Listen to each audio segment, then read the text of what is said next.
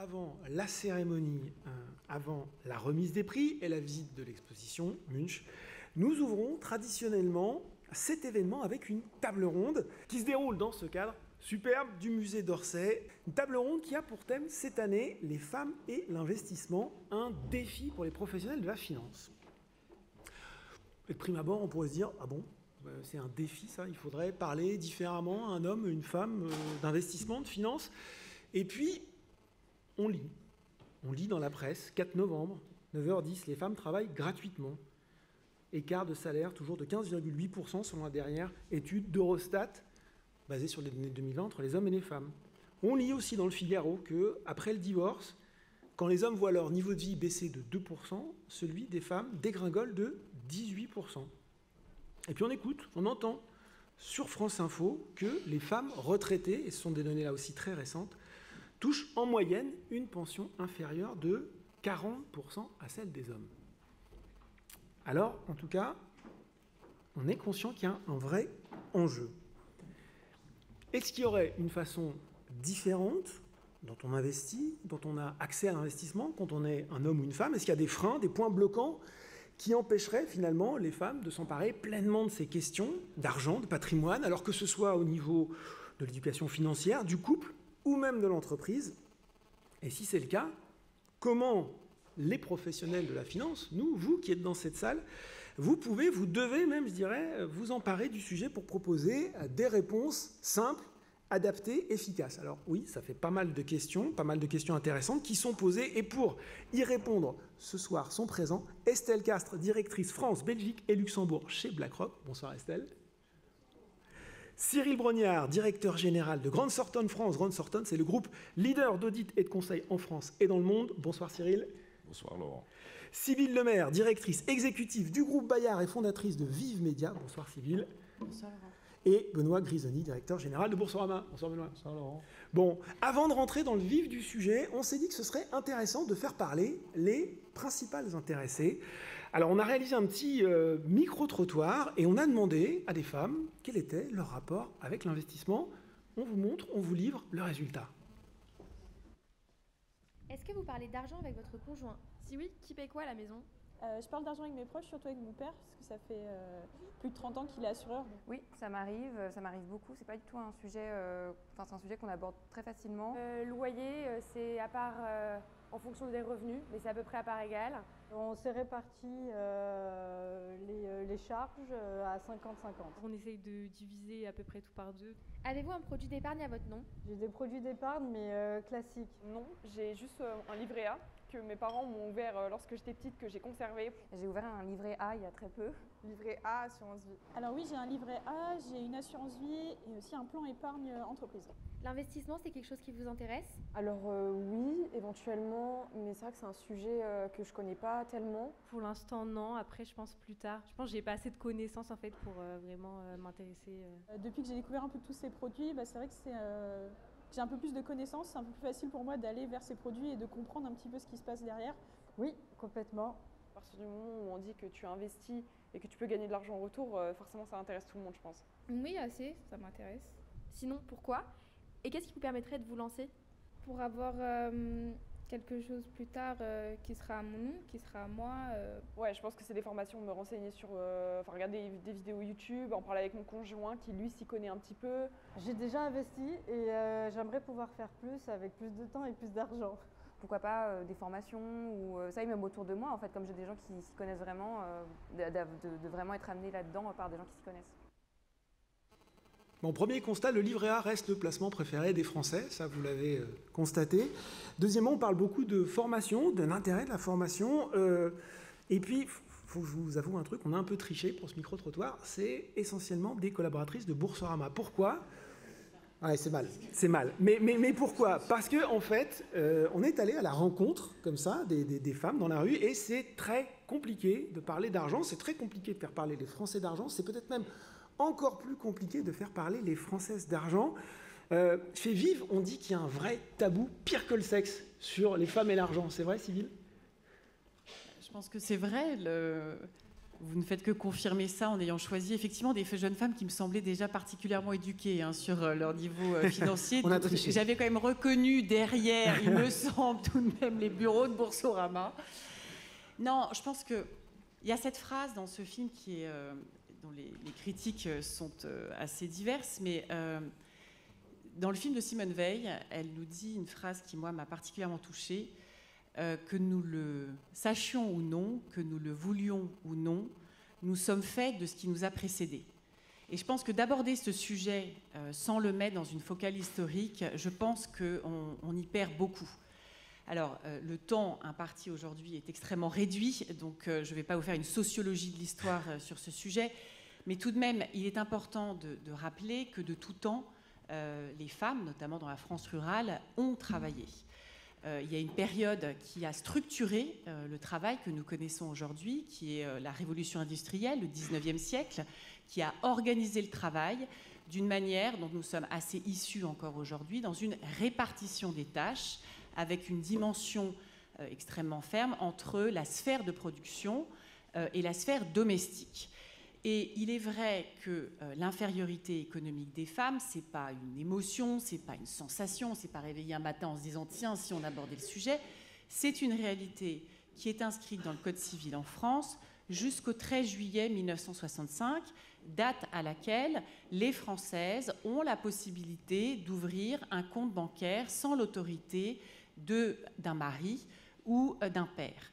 Donc vous voyez bien que effectivement la situation. J'ai 48 ans, ma mère est née en 46. Donc, de fait, je suis en quelque sorte la première femme issue d'une réelle liberté quant à cette question d'argent qui, aujourd'hui, a besoin, effectivement, d'être adressée. Donc, oui, c'est un tabou. Si vous me laissez continuer, vous me connaissez, je peux enchaîner pendant les 45 minutes. Oui, moi, j'ai la conviction qu'effectivement, c'est un tabou. La place des femmes bouge. Elle se transforme et de cela, je m'en réjouis, d'abord en tant que dirigeante et en tant que femme. Mais il n'empêche que vous avez rencontré la même difficulté que nous rencontrons aujourd'hui. Comment aborder ce sujet ? Aujourd'hui en France, les femmes rencontrent encore des difficultés à assurer leur autonomie financière et ont un risque aigu de se retrouver avec une fragilité économique. Je conclurai en disant qu'on en connaît les raisons. Je n'en citerai ce soir que 4. Bien évidemment, il y a les inégalités de salaire qui y concourent. Il y a les ruptures professionnelles qui sont plus importantes. Il y a ce que j'appelle un fléau parce qu'il y a une compréhension extrêmement limitée de l'impact économique de ce choix-là qui est le temps partiel.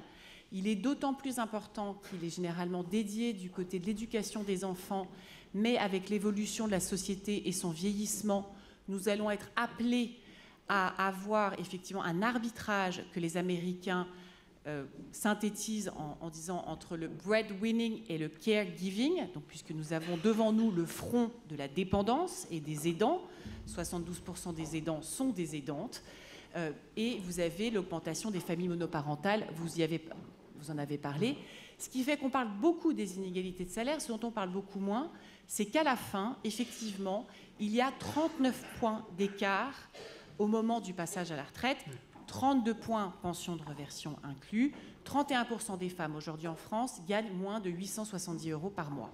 Donc oui, nous avons un souci. Estelle, quand on est à la tête de BlackRock pour la France et le Benelux, est-ce qu'on retrouve cette différence dans les produits proposés dans l'engagement des femmes vis-à-vis des produits d'investissement ? Oui, tout à fait. Alors déjà, je veux vous remercier de cette invitation et de voir que on stage, sur cette table ronde, nous sommes à parité. Donc ouais. Déjà, bravo. Ça veut dire qu'il faut aussi des hommes pour parler des femmes et de l'investissement ? Moi, je me réjouis de voir des hommes parler de ce sujet, parce que je pense que si on veut faire avancer vraiment, avec un impact fort et des résultats, il faut embarquer toute la société.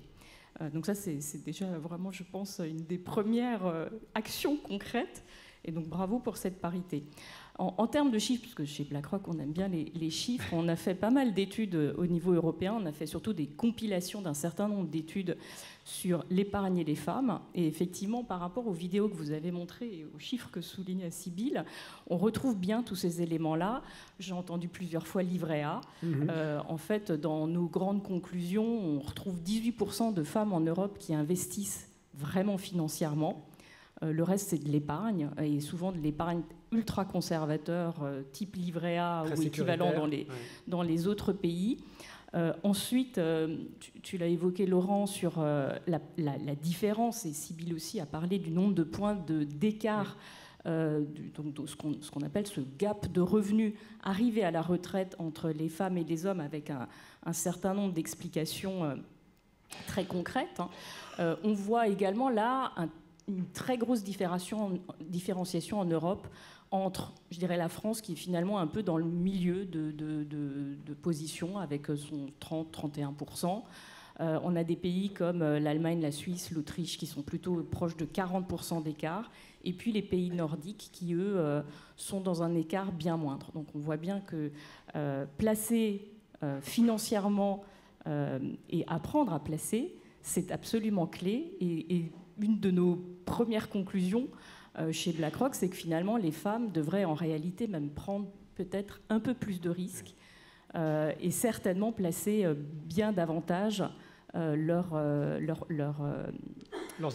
économies. Et ça peut se faire à partir de montants très très faibles. C'est-à-dire qu'à partir de 10-20 euros, on peut commencer. On entendait dans le petit film, j'espère avoir plus d'argent pour investir. Plus d'argent pour placer, ça c'est également un retour assez régulier. C'est à la fois cette peur de l'investissement financier, cette peur aussi de perdre son capital et de se dire oh là, c'est compliqué et j'ai quand même besoin d'avoir de l'argent avant de le placer. Non, on peut vraiment commencer à partir de 20-30 euros, voire même moins. Et je dirais un des meilleurs conseils, c'est certainement de placer régulièrement, tous les mois, tous les trimestres, de façon très régulière, et donc de lisser son investissement dans le temps. Cyril, vous qui êtes directeur général de Grant Thornton, on a l'impression que le sujet avance et en même temps qu'il reste beaucoup à faire. Vous le ressentez aussi dans vos différentes missions ? Alors, je pense qu'il y a effectivement beaucoup à faire, pour toutes les raisons qu'on a évoquées. On a quand même déjà cet écart de rémunération entre les hommes et les femmes. C'est déjà un point de départ, effectivement, pour la capacité d'investissement. Donc là, je pense que du côté des entreprises, et là on sort même du côté de la finance, l'égalité professionnelle est un sujet effectivement sur lequel on doit continuer d'agir, mais aussi sur les ruptures de la vie professionnelle, aider sur la parentalité. Ce n'est pas uniquement, on va dire, le rôle de la femme. Donc tout ce qui sera fait par l'entreprise pour aider, on va dire, dans ces sujets, on va dire, de ces moments de vie, pour répartir un peu la charge, sont des éléments clés pour la capacité, on va dire, des femmes à pouvoir investir. Mais après, il y a un autre sujet, je pense, c'est un sujet de formation.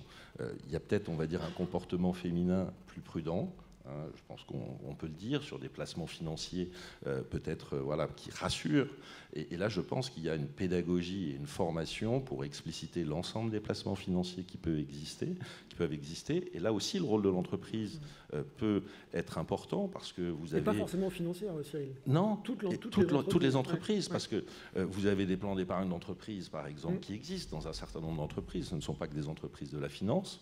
Mais est-ce qu'on accompagne, on va dire, l'ensemble des salariés? Ça donne souvent lieu à des séances un petit peu croquignolesques. Qu'est-ce que tu mets? Comment tu fais quoi? Tu places sur quel fonds? Je sais pas. Ça, on y a droit régulièrement. Ouais. Ça, c'est une évidence. Beaucoup de mes collègues, on va dire, peuvent se tourner vers moi pour avoir des conseils. Mais donc, l'entreprise, et je parle bien de l'entreprise au sens large, au-delà de la finance, a un vrai rôle pour moi à jouer pour essayer d'avancer sur ces sujets. Il y a encore beaucoup de travail, ça c'est sûr. Donc ça veut dire des formations dédiées, pratiques, des cours d'école financière finalement? Alors, de la pédagogie et de la formation, après, je pense qu'en prenant le temps, de manière assez simple, d'expliquer l'ensemble des mécanismes financiers, ce n'est pas des cours, on va dire, d'une semaine de formation. Je pense qu'on est capable, et les femmes sont suffisamment intelligentes pour comprendre, en leur expliquant les bons critères, quels sont, on va dire, le niveau de risque, qu'on comprenne bien, on va dire, attaché à chaque placement, quel est l'horizon de détention, quel est le risque qui est lié, je pense qu'on peut leur permettre d'avoir plus de clés pour pouvoir investir. Benoît, quand on est à la tête de Boursorama, qu'on propose une gamme de produits accessibles, performants, avec peu de frais, avec une clientèle jeune, on pourrait se dire qu'on a toutes les clés pour séduire aussi une clientèle féminine. Est-ce que ça se retrouve dans les chiffres ? Alors, malheureusement, pas encore. En fait, il n'y a pas de magie. Je pense qu'on est une banque. Alors, c'est vrai, avec peut-être une caractéristique, c'est qu'on a beaucoup de clients jeunes. Mais malheureusement, le constat reste celui-là. C'est-à-dire qu'il y a quand même beaucoup moins de femmes qui investissent que nous avons d'hommes. Pour vous donner juste un chiffre, on a quand même 3 fois moins de femmes qui ont un compte titre chez Boursorama que d'hommes. Alors qu'elles sont 45, un peu plus, % du total des clients. Elles ont aussi plus de comptes joints. Donc moi, je pense que ça part aussi de là, quelque part. Je pense cette capacité à être peut-être plus dans la générosité, on va dire. Et donc peut-être ça revient des années encore 60, mais en tout cas, on tire le fil, et quel que soit l'indicateur qu'on regarde, y compris d'ailleurs sur le portail, c'est intéressant, si on regarde le site aussi Boursorama, puisqu'on parlait de pédagogie ou de formation, on voit que les visiteurs du site sont bien plus masculins. Donc il y a tout un sujet qui part de la pédagogie jusqu'au bout, qui malheureusement ne fait que constater cet écart qui est quand même abyssal. C'est aussi vrai d'ailleurs sur l'assurance vie, même si c'est un peu moins fort que pour les comptes titres. Pourquoi ? Parce que comme je pense qu'il y a le fonds euro qui est à capital garanti, on arrive à la question quelque part de la version risque, qui semble être un sujet. Et je pense que voilà, en tout cas, en discutant avec des personnes qui maîtrisent beaucoup mieux le sujet que nous, et avec beaucoup d'humilité, parce qu'évidemment, nous, en tant qu'acteurs, je dirais, même si on est une banque, on est très content d'être une banque, etc., on ne va pas pouvoir modifier des profonds changements qu'il faudrait, et je suis d'accord avec vous sur le côté, on ne part pas de l'année dernière, donc il faut avoir beaucoup de modestie et en même temps beaucoup d'ambition. Et donc moi, je pense que c'est un vrai challenge intéressant pour nous, exactement un peu dans l'esprit de celui qu'on a eu sur des publics plus jeunes, parce que je pense qu'il y a parfois des points communs. Je pense sur la dimension RSE, sur le fait d'avoir besoin de partir aussi de la pédagogie, de rassurer, de décomplexer. Et voilà, et je pense qu'on a un vrai rôle à jouer de ce point de vue-là. On ne pourra pas tout faire tout seul, mais il y a beaucoup de choses à faire. Là, je parle avec 4 personnes qui ont visiblement pleinement conscience de l'enjeu, du sujet, du problème. Est-ce que c'est le cas, Estelle, Cyril, pour tous les acteurs de la finance ? Est-ce que cette prise de conscience, elle a vraiment eu lieu ? On voit qu'il y a eu cette énorme prise de conscience sur la finance durable, l'ESG. Ça s'est monté en puissance sur les 3 dernières années. Est-ce que c'est la prochaine vague qui va arriver dans la finance professionnelle ? Alors encore une fois, quelques chiffres. C'est vrai que les femmes cherchent peut-être même plus de sens dans leurs investissements, donc toujours dans cette compilation d'études que nous avons menées au niveau européen. Plus de 70% des femmes recherchent effectivement des investissements qui apportent au moins une dimension de durabilité. Donc on retrouve cette notion de sens. Là où les hommes sont également majoritaires, donc on voit bien que c'est quand même une tendance de fond globale, mais peut-être davantage menée par les femmes.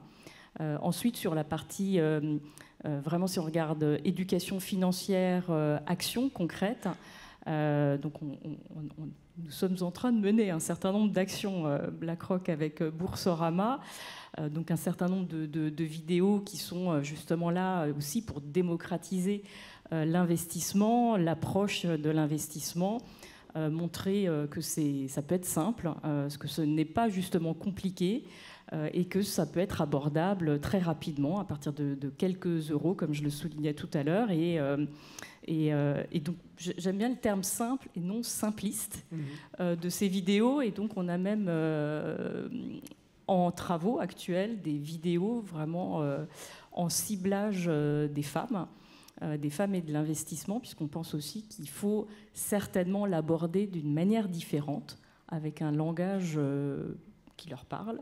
En tout cas, c'est notre conviction chez BlackRock. Peut-être pour compléter, donc, Laurent, vous parliez d'environnement, mais dans les critères ESG, il y a le social et le G de gouvernance. Je pense que les femmes sont très attachées, on va dire, sur l'aspect social, au sujet que j'évoquais tout à l'heure, l'égalité professionnelle, on va dire la part dans la gouvernance des femmes dans les COMEX. Tous ces sujets-là sont déjà des sujets d'attention aujourd'hui, je pense, dans les placements financiers, dans l'appréciation, on va dire, de l'entreprise dans laquelle on est prêt à investir. Donc je pense que c'est déjà une réalité qui va être croissante effectivement dans les années à venir. Sybille, Vive Média, c'est le projet éditorial de parler aux femmes, justement, simplement, pas de façon simpliste, de ces questions. Est-ce que, je reprends ce que disait Estelle, est-ce qu'il faut parler différemment de finances à une femme d'un homme? Et si oui, quelles sont ces différences? Alors, à ce moment de la conversation, il faut quand même rappeler que les femmes sont de remarquables gestionnaires. Je pense que c'est important de le rappeler. Parce que ça, c'est une idée... ouais. En fait, le problème des femmes, ce n'est pas la question de la gestion, c'est le périmètre sur lequel elles s'y attellent. Elles restent dans cette notion de répartition et elles vont s'atteler, j'allais dire, en majorité dans la sphère domestique. Donc, il est vrai que, effectivement, l'argent, on a mené une étude chez Vive avec l'IFOP, est associé à des sentiments de stress, voilà, plutôt négatifs, on va dire, au global, et non pas sur des sentiments de liberté, d'une part. D'autre part, il est vrai qu'il y a des freins, qui est une notion de temps, une notion de manque d'intérêt peut-être, ou de confiance en soi sur la prise de risque qu'il faut aborder dans des circonstances toutes particulières et qui leur appartiennent. Les résultats, sur les chiffres donc, de la fameuse discorde dont on parle entre les hommes et les femmes, c'est vrai que moins de 15% des femmes disposent d'un plan d'épargne, plus de 84% des femmes en France ne possèdent pas de produits de bourse ni d'actions ou d'obligations, plus de 75% des femmes épargnent à peu près régulièrement mais très faiblement, et seulement 18% des femmes investissent régulièrement. Donc, cette étude laisserait à penser qu'il y ait la nécessité de créer, j'allais dire, des conditions favorables pour les femmes. Moi, vous me posez la question, je dis non. Mais alors un grand non, surtout. Donc on parle de la même façon, finance. Il me semble que sur les enjeux de pédagogie vis-à-vis de l'investissement, il y a une urgente nécessité à former les Français au global. Et je ne vois pas, en fait, dans la notion d'expliquer qu'il est préférable aujourd'hui de pouvoir épargner pour investir, une différence intrinsèque entre un homme et une femme. Donc, il me semble qu'il ne soit pas nécessaire d'avoir effectivement des consultants, des aides dédiées. Par contre, il me semble nécessaire qu'il y ait des personnes qui soient sensibilisées à ce sujet, hommes et femmes, de manière, j'allais dire, totalement globale, au risque, j'allais dire, de ce terme qui n'est pas... mais d'avoir un espèce de ghetto aussi sur ces espèces d'investissements sur les femmes avec des produits très... Voilà, elles sont plus RSE, elles sont moins machin. Non, non. Elles veulent du Je pense que c'est aussi. une question globale d'éducation. Voilà. Et premier élément. Deuxième élément, il est important de noter que les inégalités dont on parle beaucoup en entreprise sont des inégalités qui ont été, pris en considération par les entreprises, qui pourraient aller, il est vrai, plus loin dans des enjeux de formation auprès de leurs salariés, de formation auprès de leurs conseillers, permettant ainsi d'avoir effectivement une pédagogie, j'allais dire, plus éclairée vis-à-vis des clients. Il n'empêche qu'il est bon de rappeler que les plus grandes inégalités se forment au sein des familles. Donc c'est là où effectivement le sujet est beaucoup plus complexe. Et donc c'est là-dessus qu'il faudrait effectivement aussi apporter une éducation au plus jeune âge.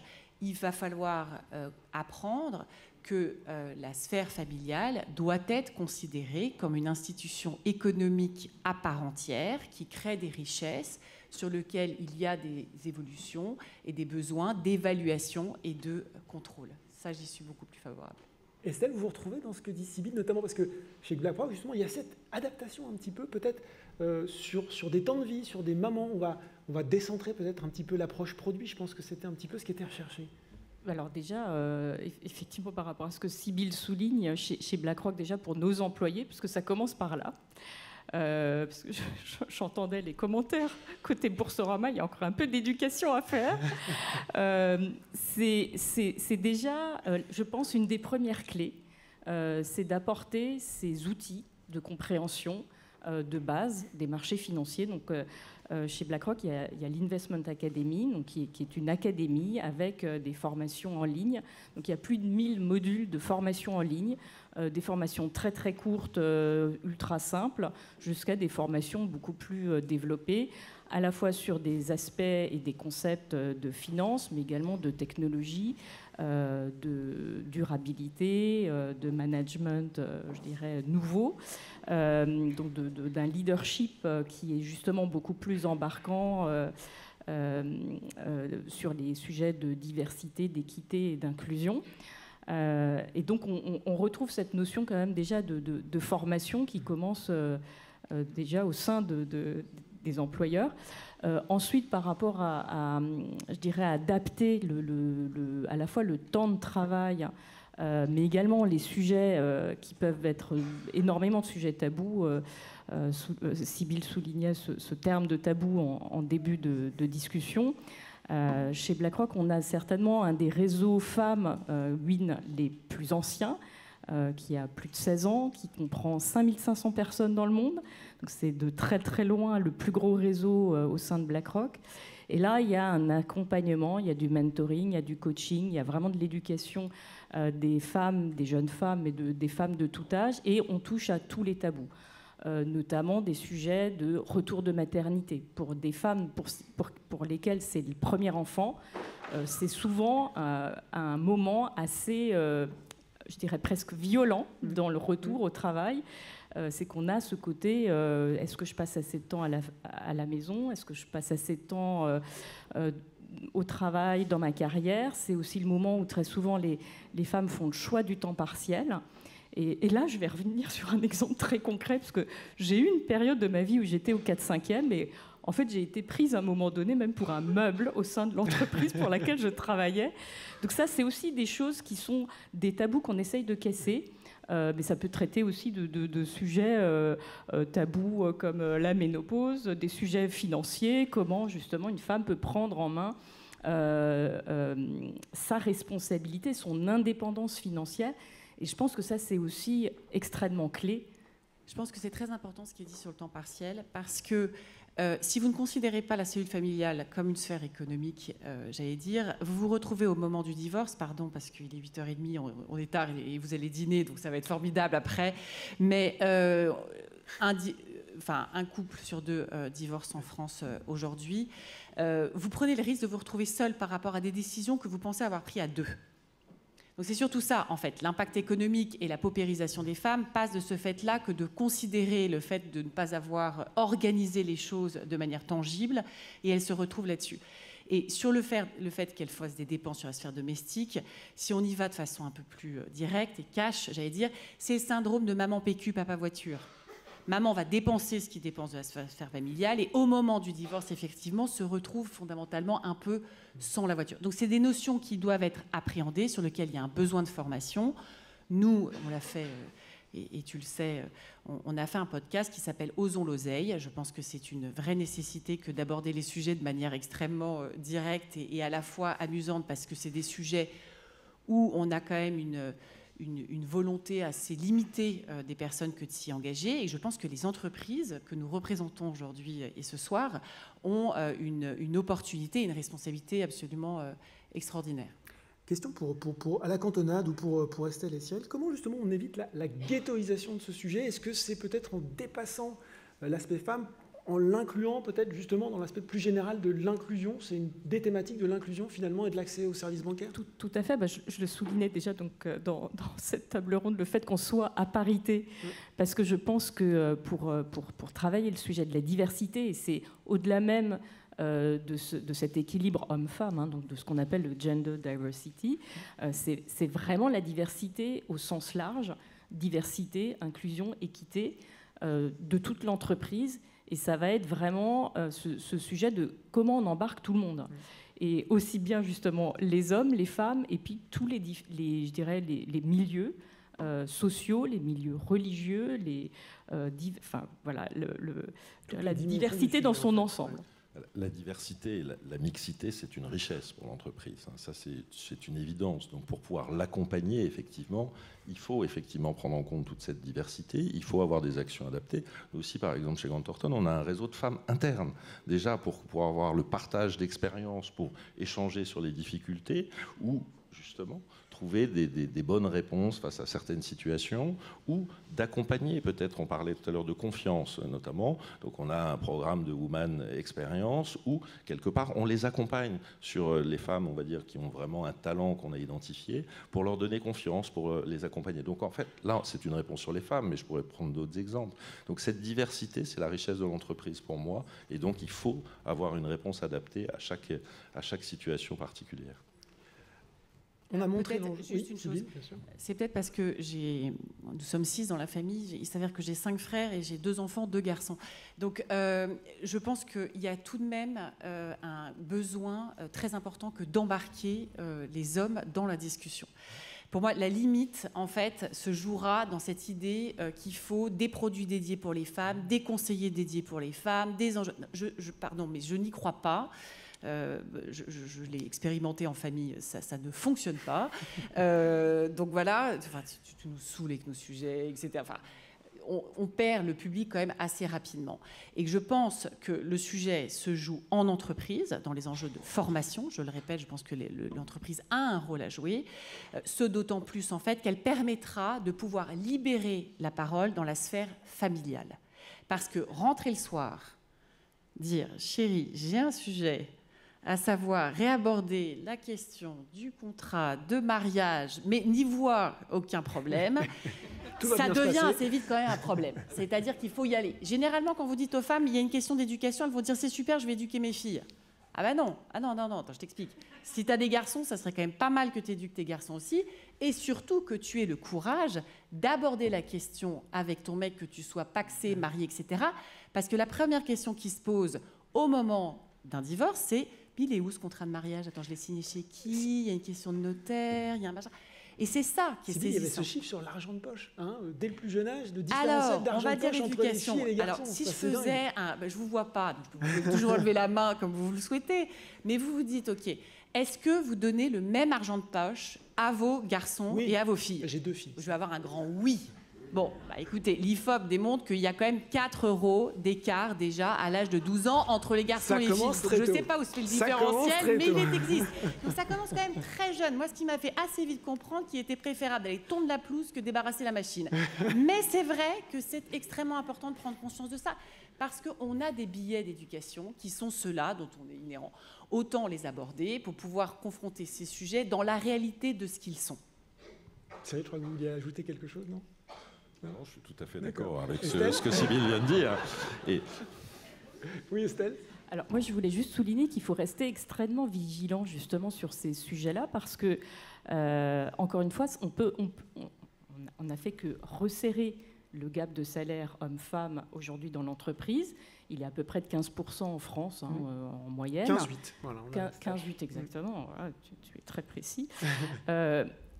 Il faut être très vigilant parce que justement, toute la période qu'on vient de vivre de pandémie, donc on a fait une étude qui est plus, je dirais, ciblée sur les pays anglo-saxons, puisque c'est une étude qui ciblait la grande démission, donc le Big Quit, donc qui cible quand même plutôt les États-Unis et le Royaume-Uni en général, puisque c'est là où il y a eu énormément de démissions. Et en fait, dans la tendance du début de la pandémie, on a vu beaucoup de femmes quitter leur emploi. Elles sont revenues plus vite que les hommes, mais très souvent, et ça c'est assez notable aux États-Unis, et on va continuer à le suivre pour voir si ça se matérialise vraiment, parce que c'est assez dangereux comme glissement de terrain, je dirais, c'est que finalement les femmes sont revenues, mais à des postes de responsabilité moindres, peut-être pour une recherche de plus de flexibilité, donc cet équilibre work-life balance. Donc travail à la maison, les enfants et les responsabilités professionnelles. Et ça, c'est un dérapage. Et donc, ce que souligne Sybille, qui est ne serait-ce que déjà l'argent de poche pour des adolescents, c'est clé. Ça commence déjà par là. Ça commence très tôt. Peut-être juste pour compléter, même pendant le confinement, on va dire la part des tâches domestiques prises par les femmes a fortement augmenté. Alors les hommes également, mais encore plus pour les femmes. Donc quand vous êtes en télétravail et que vous avez encore plus de tâches domestiques, vous avez peut-être un peu moins de temps, on va dire, pour pouvoir vous investir pour l'entreprise, pour pouvoir continuer, on va dire, à progresser financièrement. Enfin, le confinement, en tout cas de ce que j'ai pu lire, n'a pas aidé sur ce sujet également. Voilà, je peux témoigner. personnellement, parce que alors moi, une famille de 5, donc le confinement, 2 garçons, une fille. Alors j'ai pas dû bien les éduquer, depuis j'ai quand même essayé d'améliorer les choses. Conf collant en anglais d'un côté, conf collant en français de l'autre côté, et maman, j'ai faim. Donc, voilà, c'est exactement ça, c'est pas papa, j'ai faim. On a posé le constat, on a montré les enjeux, on entre dans la dernière partie des tableaux rondes, maintenant on a envie de savoir ce qu'il faut faire. Benoît, concrètement, comment on passe à l'action, sans mauvais jeu de mots, sur ce sujet? Oui, alors du coup, c'est assez vaste. Non, mais je pense que nous, alors à notre petite échelle, alors d'abord en tant qu'entreprise, évidemment qu'il faut qu'on prenne en compte ce qui a été dit. Je pense qu'on peut faire des efforts de ce point de vue-là, même si en tant qu'établissement financier, je pense qu'on a quand même un corps social qui est peut-être un petit peu plus éduqué naturellement. Il faut qu'on fasse cet effort-là, et tu parlais tout à l'heure du plan d'épargne retraite, ou des plans d'épargne salariés, tout ça, ça fait partie vraiment des choses sur lesquelles on peut communiquer, et aussi spécifiquement un peu plus sur les populations féminines. Mais nous, on n'est que 859, donc pour revenir à la question de la modestie, ça ne va pas changer les choses. Donc je pense que nous, l'enjeu, si on va avoir un effet de levier, c'est quand même vis-à-vis de nos clients qu'il faut qu'on se la pose, parce qu'on a quand même maintenant pratiquement 4,5 millions de clients. Et donc je l'ai dit tout à l'heure, il y a des écarts qui ne sont pas normaux. Alors je pense que la première chose pour nous, c'est d'abord de mesurer sur un certain nombre d'indicateurs ce qu'on ne faisait pas avant, finalement, ce qu'il se passe entre les hommes et les femmes. On n'avait pas ce réflexe. Peut-être qu'on n'avait pas complètement bien anticipé ce problème. La deuxième chose, c'est que je pense que, moi je suis complètement d'accord, tout à l'heure j'ai cité spontanément les jeunes, en même temps que je parlais des femmes. De toute façon, le sujet, il est pour tous. À partir du moment où on a des bonnes solutions d'épargne ou des bons conseils à formuler, il n'y a aucune raison pour qu'ils soient différents en fonction du sexe. Il n'y a aucune raison. Par contre, je pense qu'on doit prendre en considération le fait que le point de départ n'est pas le même. Et donc, il y a un effort additionnel à fournir, de notre point de vue, en termes de contenu, en termes de ciblage, en termes d'offres, pas sur les produits eux-mêmes, mais peut-être en termes d'incitation. On parlait tout à l'heure des versements programmés auxquels on croit beaucoup en général. Donc là encore, ce n'est pas un conseil de femmes, ce n'est pas un conseil pour les jeunes, c'est un bon conseil tout court. Mais pour autant, si on sait que peut-être à un moment donné, il y a une difficulté un petit peu plus grande ou une sensibilité par rapport au risque ou à la déférence, parce qu'on se dit j'ai pas assez de revenus pour tenter le truc. Voilà, ben là, nous, on peut intervenir peut-être, et c'est ce qu'on va essayer de faire dans les mois qui viennent, en mesurant ce qu'on fait, en se donnant des objectifs et en améliorant le ciblage de l'information et des contenus, en décomplexant aussi peut-être ces publics qu'on sait partir d'un petit peu plus loin, en l'admettant, parce qu'après tout, c'est la situation telle qu'elle est, donc on ne va pas faire semblant de ne pas la voir. Et voilà, et petit à petit, on ne va pas faire une révolution du jour au lendemain, mais je pense que c'est comme ça qu'on doit le prendre. Et ça me fait penser à l'argent de poche, puisqu'on a aussi des offres pour les mineurs. On a notamment une offre qui s'appelle Freedom. Et donc, dès le départ, ça se joue là, je pense aussi. C'est-à-dire qu'il faut qu'on ait cette capacité à proposer aux plus jeunes de commencer à épargner sous forme de tirelire, puis ainsi de suite. Je veux dire, ça commence aussi dès ce moment-là. Et donc voilà, donc nous, modestement, c'est comme ça qu'on voit le sujet. Ça ne va pas être du jour au lendemain, mais je pense qu'on peut vraiment, par contre, on peut avoir un impact. Et après tout, essayons de maximiser le plus qu'on pourra ce qu'on peut faire, en s'aidant aussi d'ailleurs parfois des professionnels qui ont peut-être compris des choses qu'on n'avait pas comprises. On sait que ce que Sybille pense des produits dédiés, mais est-ce que ça pourrait aller, Estelle, Benoît, jusqu'à des tarifs préférentiels, peut-être, pour les femmes?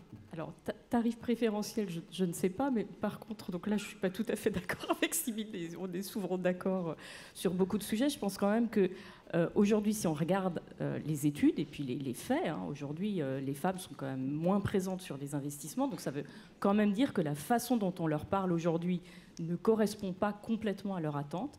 Alors, on a mené une première étude de terrain quelque part aux États-Unis en adressant vraiment directement les femmes, mais encore une fois, ça peut rejoindre l'ensemble des investisseurs en ne parlant plus performance absolue, mais vraiment en parlant revenus régulier, le plus stable possible à la retraite. Donc ça peut être aussi ce genre d'approche, donc ce côté quand même qui reparle de ce côté très conservateur, pas de grosse prise de risque, investissement régulier. C'est aussi une manière d'adresser quelque part tout le monde, mais particulièrement cette angoisse des femmes par rapport à perdre leur capital, l'anxiété, la complexité. Tu parlais de complexité tout à l'heure. Est-ce que, on parle aussi beaucoup de RSE, de ESG, est-ce que c'est finalement un bel objectif extra-financier à se rajouter quand on est un acteur majeur de la finance, avec là aussi des atteintes concrètes à obtenir? Alors oui, tout à fait. Alors, si je regarde encore une fois BlackRock, mais laisserai mes pairs parler de leurs entreprises. Si on regarde le board de BlackRock, alors aujourd'hui on n'est pas encore à la parité, mais on fait des efforts. Il y a 7 femmes et 18 personnes en tout. Si je regarde au niveau européen, mes pairs country managers comme moi, on est 63% de femmes. Donc là, on est même bien au-delà de la parité. Et après, si je regarde donc, dans la région France-Benelux, au niveau des postes à haute responsabilité, donc ce qu'on appelle MD, Managing Director, on a aujourd'hui plus de femmes que d'hommes dans la région. Alors après, au global, on peut encore faire des efforts, on est à 38% de femmes. On vient d'accueillir notre nouvelle cohorte de graduates, où là on a accueilli 55% de femmes, donc on voit qu'on essaye d'avancer, les choses ne sont pas encore parfaites, et donc il faut vraiment rester extrêmement vigilant sur ces actions, mais je dirais qu'on va dans le bon sens. C'est un vrai enjeu au-delà, on va dire, du secteur financier, donc là aussi encore pour les entreprises.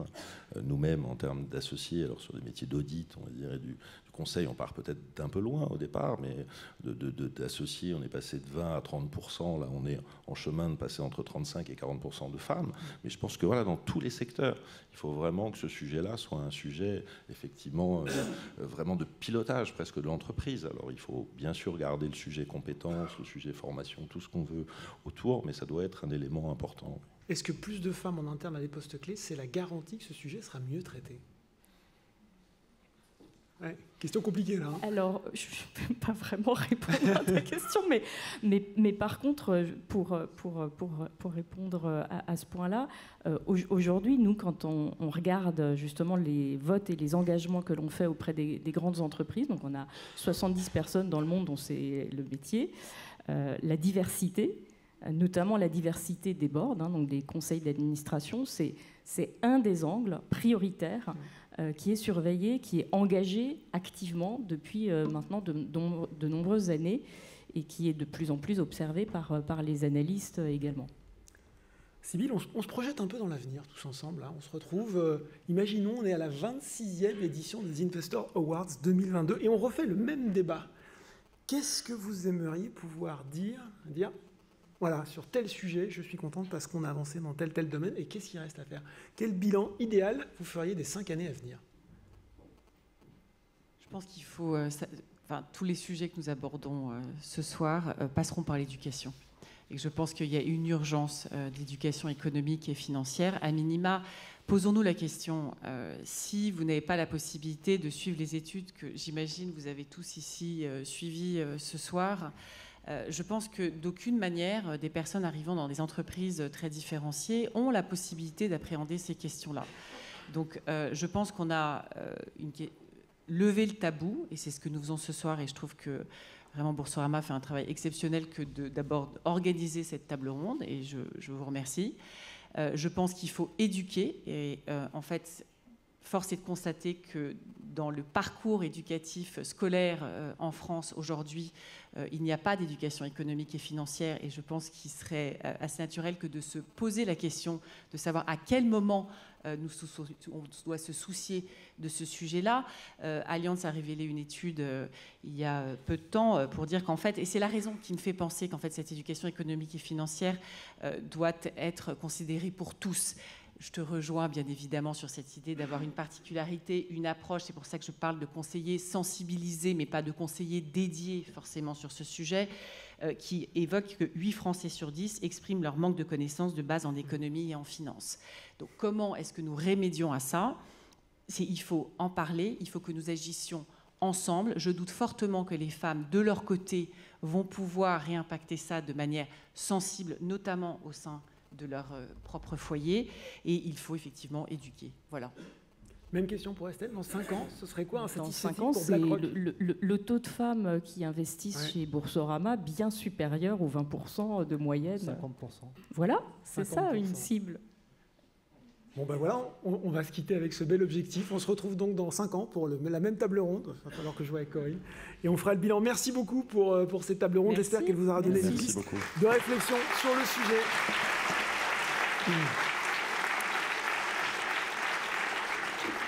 Et on se retrouve dans 15 minutes pour la cérémonie des Investor Awards. Merci.